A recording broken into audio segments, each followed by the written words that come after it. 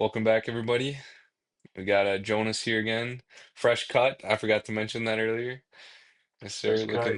Looking nice, looking fresh. Um, and today we're just gonna be talking about progressive overload, kind of what that actually is, and struggles that we've had with it, and then how, we've actually overcome those struggles and actually continued to progress even after plateauing for a bit or whatnot. But yeah, I guess Jonas, maybe kind of refresh me. We were chatting about this a little bit earlier, but yeah, kind of I guess going to whatever you want to start wherever you want in terms of, when you started lifting or whatever, but yeah, your biggest struggles or what do you think Sure. progressive overload is, or like how did it work well for you to get stronger and all that? Okay, so I first heard of progressive overload watching just when I started getting to lifting, watching like Greg Doucette. Many of you have heard of him. Like one of his favorite mottos was "Go one more." So like he's kind of preaching you should lift one more rep than last time. So that's kind of how I first heard of progressive overload, kind of this, and I'm like, oh, if I can just maybe if I had 4 reps on the dumbbell shoulder last week, if I can get 5, that's a good week, good lift. So then, kind of from there, I got this kind of good perception. I kind of fell in love with progressive overload, and in fact, last year I started making a Excel spreadsheet. I know many of you have apps. I have the Dr. Mike app. You can put your reps and stuff and track it. I have a Google Excel spreadsheet. I can share it to you. You can put on the screen, like for an example. So every week I'll have my weekly morning weigh-ins that I'll be posting. Like if I went down, my weight, whatever, on the day, obviously the day, and then it would work usually this way. It would be the day of the week, so it'd be like July 16th or something, and it would be legs, and exercise squat. How many sets did I do? My top weight, and then how many reps of the top weight, and then comments. Comments are super important because it's kind of feedback I can look back into. Like for example, last week, if I said I didn't prepare good enough or something, I can know maybe that lift was a fluke weight, and I can think, oh, okay, maybe I can go for 5 reps instead of 3 reps, even though I got 3 reps last week but I got 3 reps last week because I rested poorly. I didn't have just a good, healthy enough lunch, balanced all my meals throughout the day, anything like that. So I just kind of fell in love with that mindset. And that's as if you know me personally, you know I very well follow that progressive overload thing. And what I was just telling you earlier, about 5 minutes ago, Gabe, is last week was a hard week for me because I was working at a camp south of Berlin in Brandenburg, and I didn't have I don't have any Tupperwares because I don't have a microwave at my place, and I didn't have like a good gym gym-esque lunch throughout the entire week. All I had was pudding, some protein pudding, and some bread from the bakery for lunch every day, Monday to Friday. So it's and you kind of see it in your lifts too. And I'm getting to the stage at my lifts where if every single meal and every single action I do is important, whether I go on a long hike, whether I go for a run, cycling, anything like this, because if I'm burning some extra calories or carbs, anything like this, it could really hinder my weights, my progress in my lifts, especially if it's squatting or any leg exercise. So that's kind of the biggest thing. I just love, putting the videos out, and I can maybe, I can even judge my form on the spreadsheet as well. I can say that was good form on the squat or whatever. Did I use leg drive on my bench press, anything like that? So I've always had this kind of good relationship, but it gets hard because it messes with you mentally, especially if you're in a long hump. Because I was just telling you, like with my shoulder press, I had 40 kilos. And I was with that for 2 months, but sometimes it can be even longer, especially if you're at like the tip of your peak progress. Um, and you're just like at a 305-pound bench and you can't get 295 for 3, and you've been pushing it for 2. And that's what I could feel like would happen for me, I think, because I'm at 265 and I've had the last 2 weeks, and it could very well be three next week. But it's going to be hard because I think my PR all time is 265 for four. So it's kind of I'm getting right to like that peak area. But so that like with that, you kind of have to, especially for like people who aspire to like lift for strength, progressive overload is super important because you need to always look at your numbers because people lie, but numbers don't.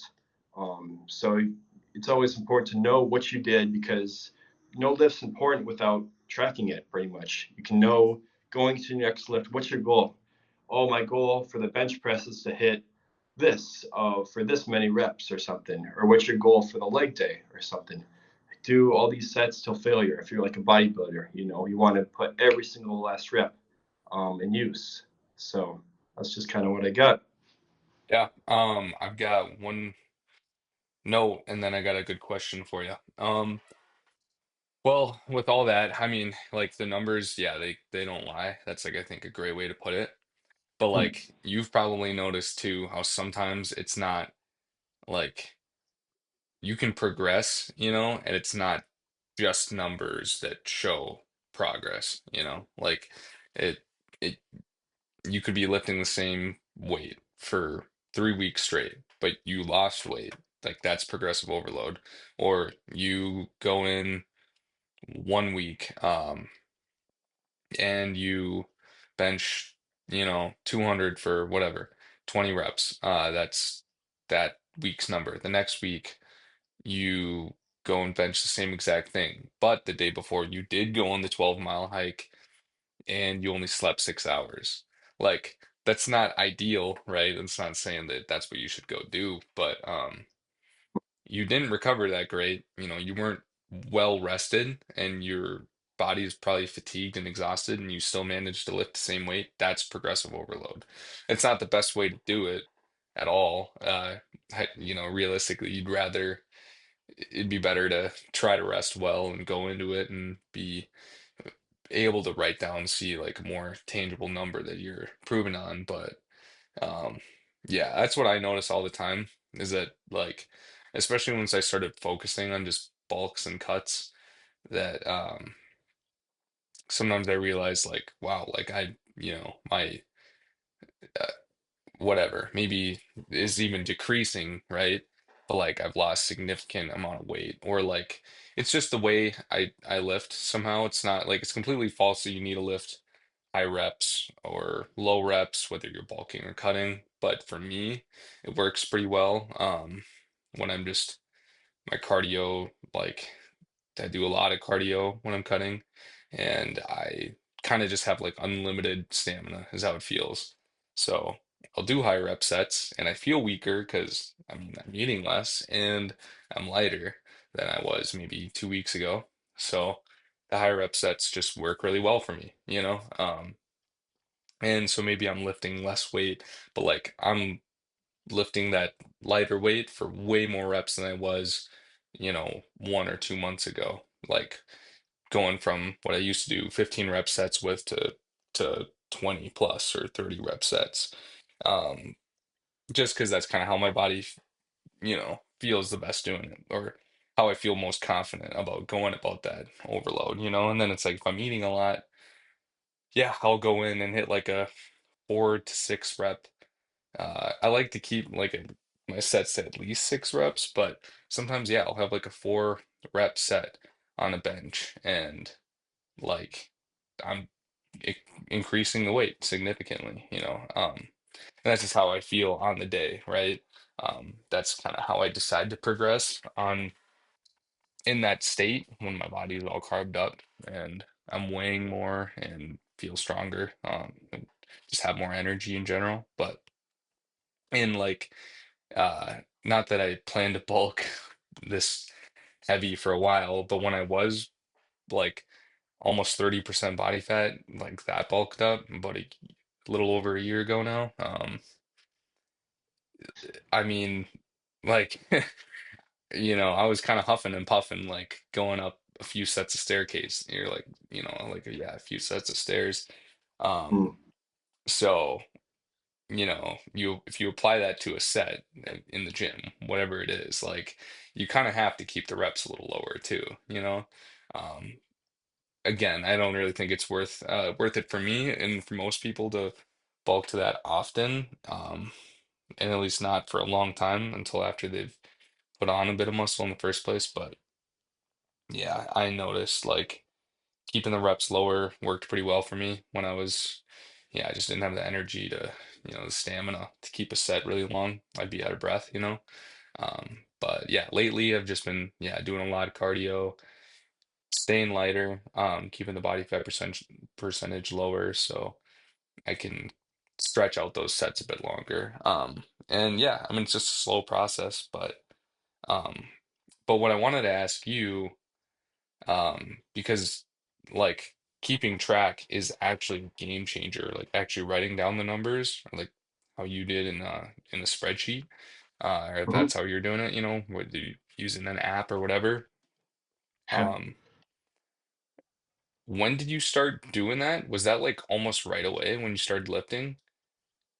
No, no, this was November, just of last November of 2024. Um, because I would just always memorize it because I go back to my Snapchat storage and it would just be filled with all Okay, but my best lifts, and I could just yeah. look back at until I had a lot of storage, and I'm like, okay, maybe this isn't the best thing, and I'm just starting to delete things because I don't need to be seeing useless or like pointless lifts like 3 4 years ago. Yeah, it's cool to see, but then like you don't need 100 of them, if you know what I mean. Hmm. um but I do, I wish I would have done it maybe earlier. I don't really know, to be honest. Maybe um the year Well, where my PRs, maybe it would be cool to see what yeah. much sleep was I getting.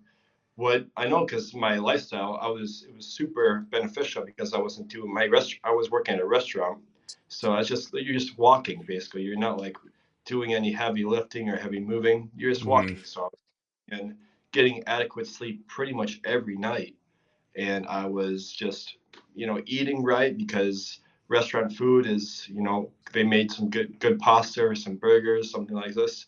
Um, Hmm.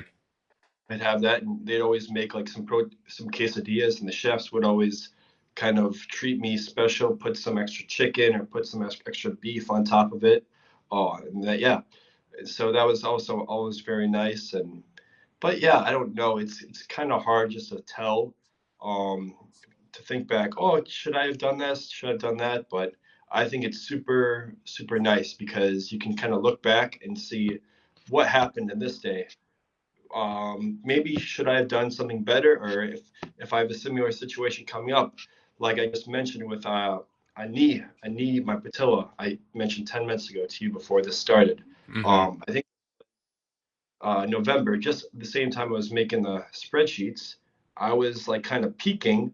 I thought I was going to be PRing soon on my lifts because I'm like, okay, because my hypertrophy set on Tuesday was 355, and I was feeling I this one morning I got up at 3 a.m., went to the gym at 4:30, and I'm feeling like I can do 355 for 6, for 7 maybe, and then maybe I can go up to 365 next week for my next rep, my next weight.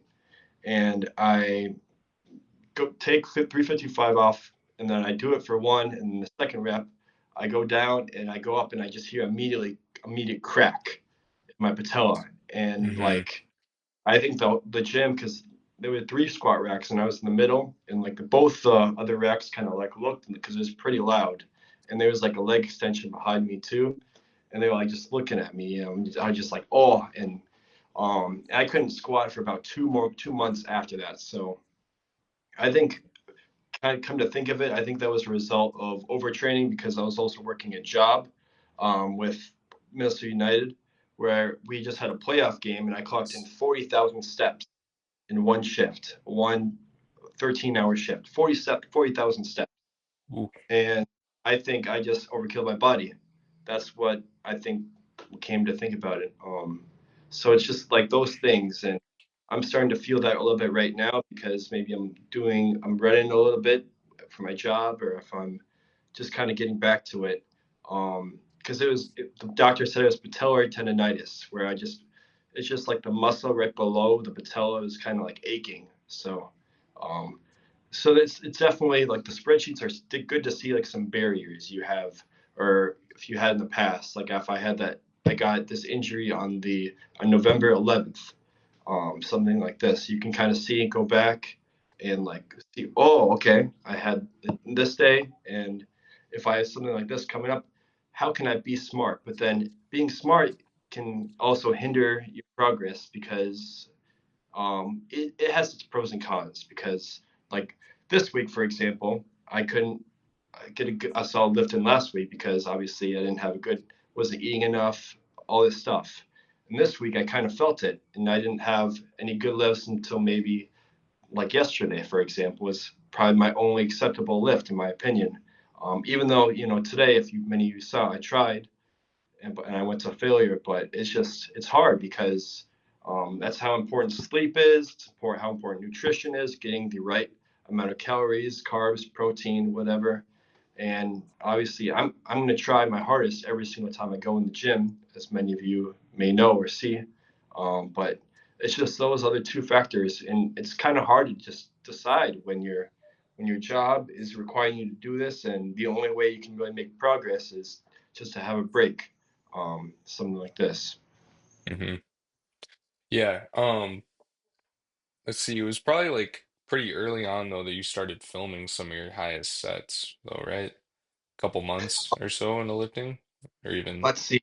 It was, maybe I a think, year, so I think I started lifting my middle of my freshman year of college, and I filmed the summer of my sophomore year. So about 1 year into 1 year. lifting. Yeah, Yeah, I that's think like pretty good.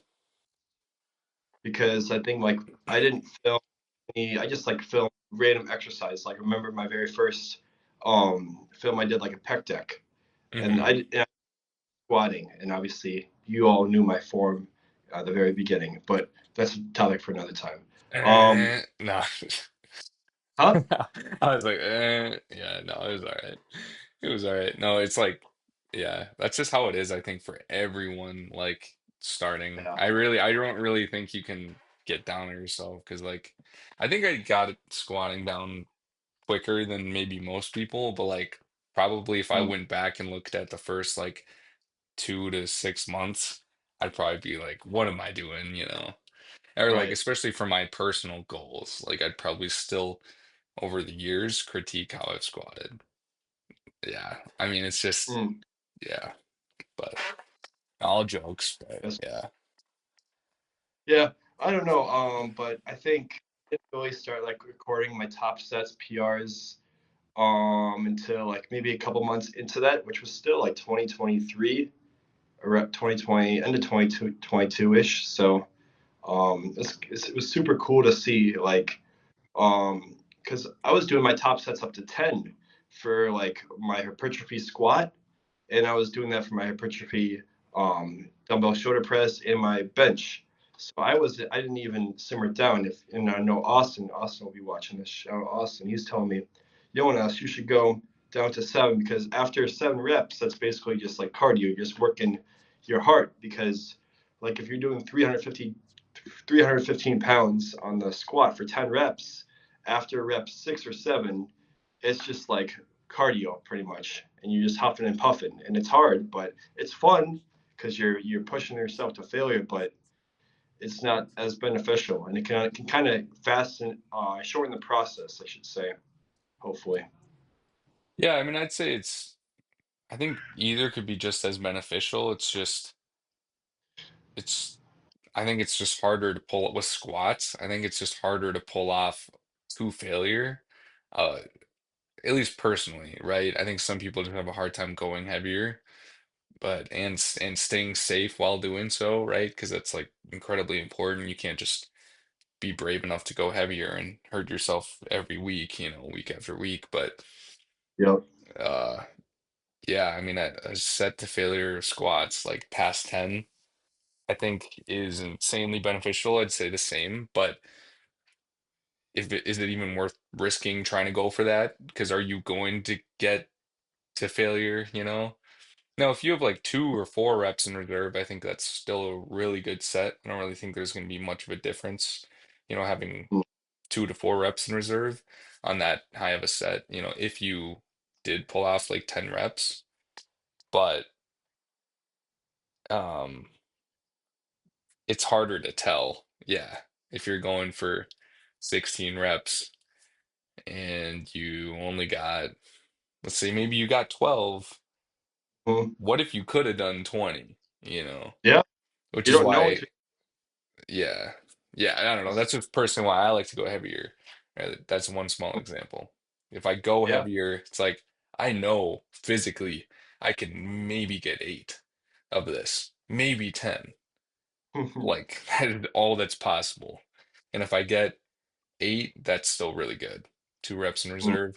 And if I impress myself and get 12, then that's awesome. But it's gonna take like, yeah, literally everything I can use, all the energy I can use in my body to do it. Mm. But that's why I Yeah. like going heavier. That's why I feel like people shouldn't be afraid to do it, but Yeah. only after obviously they've really learned. Like I think it's way more important to learn the safety and good form of squatting before learning how to go heavy. But after that, once you learn it, like there's just nothing to lose, I Nothing. think. Yep. Yeah. 100%. And like, I think a Roddy Coleman video I saw, I think years ago or something, where people were asking him, what's the fastest way to grow your chest or you grow your legs? Bench or squat heavy? I mean, obviously, like doing like a good pec deck to failure every single time or anything like an incline, but like just lifting heavier weights is going to grow. Yeah. I mean, they go hand in hand, right? Like every power lifter who has put on strength has put on muscle, and every bodybuilder who has put on muscle has gotten a lot stronger, And it's like, sure, bodybuilders are weak in comparison to the best bodybuilders are weak in comparison to the best power lifters, but they're still Yeah. insanely strong. Like, bodybuilders like Ronnie Coleman, right, are benching like stupid amounts, like over 400. And then you take like natural power lifters or bodybuilders too. I mean, they're still benching, I mean, even take it just a novice, like average person like me, a few years of consistent lifting on their belt, and like I'm always able to bench like well over my body weight. I don't know exactly what I could bench right now, but on flat bench, I could hit 225 for a few reps, and I only weigh 165, so that's what, almost 1.5 times my weight. It's like, and that's just lifting the way that I do, which isn't really insanely strength focused, Mm.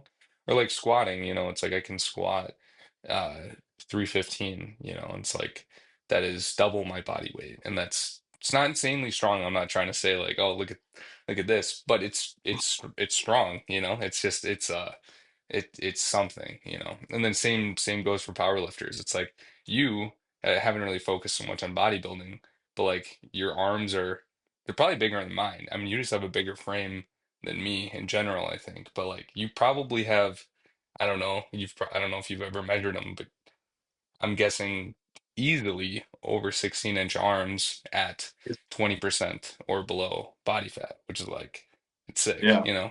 So yeah, they go hand in hand. It's like you just can't be afraid to go heavy. Obviously, if you're trying to bodybuild, like there's a balance with everything, and you don't just want to be focused on lifting heavyweight to the point where you just become a power lifter. But Mm. yeah, you do have to go ahead. Like you do have to lift heavyweight. That's like, it's so Right. true. You just can't be afraid of it, I guess. Yep. Yeah. Because you like lifters, like I like watching Sam Sulek's squat videos Hmm. because he takes 545 pounds, and although he's most likely not natural, he takes it to town, man.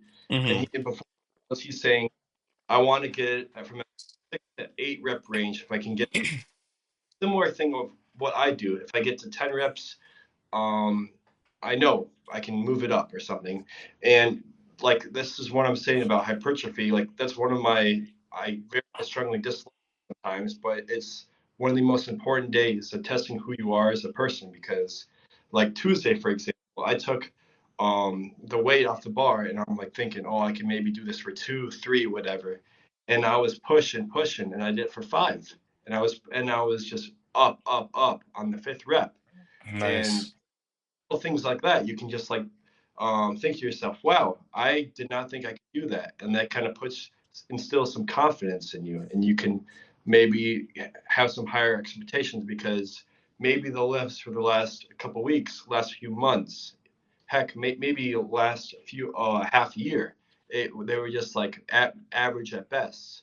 And that little spark where you keep pushing yourself to failure can make you shift your mindset, and you can think, oh, maybe I can just keep pushing to failure and see what happens. Because I see a lot of people, they'll just do like their sets. Yes, my working sets, even I'll just do like 3 reps, because I used to do way back in my working sets, I used to do 10 reps of 10 as my working sets. Where I'm thinking now, that's useless. I'm just like burning off some strength I have. So now I'll just do like 3 or 4 reps max in my working sets, just to test out the weight, help let my Hmm. body, and then I'll get closer, and then I can say, okay, my body's ready for this. Because I can't, obviously, everybody knows you can't start, like if you're trying to go for a 315 bench like I am, you can't immediately start with 245 pounds. Yeah. That's just, you're just shocking your body at that point. And it's not healthy at all. And you'll probably be weaker, yeah. Like I've noticed the more time I put into a warm up too, which is just another progressive overload tip, I guess. But yeah, the more time I put into a warm up, the more I benefit from it for sure. But like Mm-hmm. I'll do I just watched like if anyone knows who TNF is, but I just watched a video of TNF looking over like Ronnie Coleman's training. And some people said that Ronnie Coleman trained with like volume. And honestly, I didn't even realize this. Like, and obviously I don't train exactly like Ronnie Coleman because this guy's like blasting roids back in the day. And he's just insane genetics, insanely strong. I can't train exactly like him, but I actually do lift a lot like him in terms of just set structure. And yeah, if I'm gonna squat, I do like 3 or 4 warm-up sets, but none of those go close to failure. Like none of them. And then the Right. working sets, I only do like probably sometimes 3, but like if it's squats, probably just 2 working sets.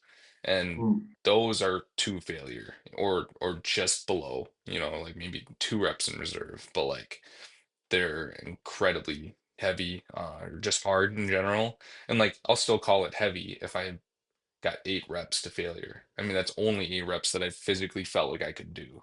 That's not, that's pretty heavy, for me, if that's what I'm doing. Um, but yeah, I think, yeah, the more you warm up, and it doesn't need to be, yeah, like to failure, obviously, because with warm up, you don't want to fatigue yourself. Um, Mm. but yeah, you can't just shock the body either. And yeah, throw 245 just because you did it last week. Throw 245 on bench and just start hitting it. You will benefit so much from hitting. Start with 135. Throw if you're that strong, throw the plates on each side. Yep. Do, you know, do 8 reps of that, which is probably like obviously for you, that's nowhere close to failure. If someone's strong enough to bench 245, it's definitely not close to failure if you do like 8 reps of that. Maybe slow and control just to kind of get your joints ready for it. Yeah, then throw 200 on there. Hit it for 4 to 6 reps and just something just so your joints are ready for it. And then like give yourself a few minutes. This is why I like to have enough time to lift too. Like it's time Yep. consuming, but like it's so beneficial if you're really trying to go for those PRs. Mm-hmm. And then let's say you're trying to bench 315, probably not a bad idea to throw like 275 or 285 and hit it for like 2 reps, just so you're Yep. like ready for the heavy Yep. weight. And then at that point, I just trick myself into telling myself like, oh, 285, 315, that's 30 more pounds. With how strong your chest is at that point, 30 more pounds. Like think about bench pressing Yep. 30 pounds. That is like literally nothing, right? If you're strong enough to keep up with these numbers we're talking about, like just add 30 pounds, That's like putting like a little dog on top of the, 285, and like Mm-hmm. you should be able to do it. If it's for PR purposes, like you should be able to get it for at least the 1 rep, right? Um, that's at least how I would approach going for a 1 rep. And then if it were like a 4 rep max or whatever, which is probably how you usually structure your stuff, Yeah. um, then yeah, I mean, same thing, just slightly more reps maybe, or like, yeah, you could still hit like 285 for 2 reps. And if you're going for 315, if Hmm. you're that strong, yeah. And if 285 for 2 reps felt pretty light, that would be perfect. Just That's enough that's to, that's pushing it. I don't know. Yeah, that's yeah. I I've mean that's probably too heavy for that point of a warm up. But like if it's a day where I feel like you're feeling questionable about where you're at, it just doesn't hurt to do that. I don't think you're mm, gonna lose much from doing it, but you should at least warm up with like 225, I think, for a few reps. Not to failure. Otherwise, you're just going to be fatigued. But like, yeah, you have to throw like something heavy on there just to. And like for yeah. me personally, just joints, muscle, everything, just nervous system, like it's really helped. Like I Hmm. throw, um, I've been doing this like it's called like a V squat. It's not the most popular machine in the world, but I've been doing that a lot lately. Unless We're at anytime when we left in Mankato, didn't we? That V I think squat. so. Yeah, I think so. Yeah, I'm pretty sure. Okay. Yeah, they have one there too. Yep. And kind of like a hack squat, but yeah, I do that a lot when I'm alone on a leg day. Just because if I'm doing a barbell squat, I feel like I can get so much more with a spotter. But yeah, I mean, like I've been throwing 6 plates on each side for my working sets now, and Mm, and that's two failure. Like I'm doing 8 reps max. That's the most I've done. But like I'll still warm up with 5 plates on each side for literally 2 to 4 reps, maybe mm, 6. Like if I'm feeling really good that day. Not yeah. much. Obviously, you might be kind of wondering like why even do it. But it's not enough to fatigue me, really. And it really only has helped me out, Mm, yeah. So yeah, it is close to the max weight that I'm doing, but it's not like this close. So maybe my Yep. example of like warming up with 285 for a 315 bench, that's probably too close. I think Right. 245 would be a better example, you know. Hmm. Yeah, you don't want but yeah, I think it's good to warm up to about here when it comes to your max or your PR goal, whatever it is.